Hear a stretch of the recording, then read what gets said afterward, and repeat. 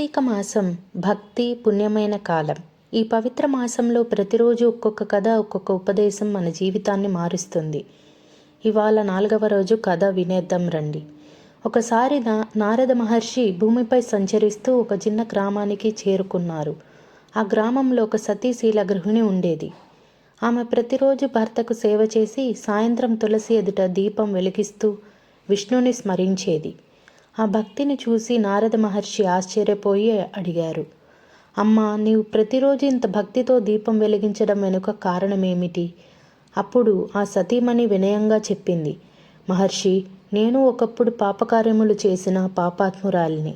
కానీ ఒకసారి ఒక సతీమణితో కలిసి కార్తీక మాసంలో ఒక దీపం వెలిగించాను.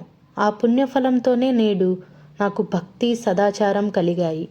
దీనిని విని నారద మహర్షి ఆనందంతో ఇలా చెప్పారు, కార్తీక మాసంలో ఒక దీపమైనా వెలిగించిన వానికి పాపమన్నది ఉండదు. విష్ణు అనుగ్రహం ఎల్లప్పుడూ అతనిపై ఉంటుంది. అందుకే కార్తీక మాసంలో ప్రతిరోజు సాయంత్రం తులసి ఎదుట దీపం వెలిగించి విష్ణుని స్మరించండి.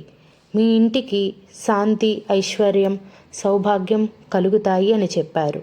ఈరోజు విష్ణువుకు నైవేద్యం పెట్టి సాయంత్రం సమయంలో తులసి ఎదుట దీపం వెలిగించడం లేదా నదీ తీరంలో దీపదానం చేయడం చాలా శ్రేయస్కరం అని చెప్పారు. ఇది పాప పరిహారం చేయడానికి, శాంతి, ఐశ్వర్యం, సంతానం లభించడానికి కలిగించే పుణ్యకార్యం. ఇది ఈరోజు కథ. అయితే ఈరోజు మంత్రం శివపుత్ర మంత్రం. 4వ రోజు మంత్రం శివపుత్ర మంత్రం, అంటే గణపతి మంత్రం.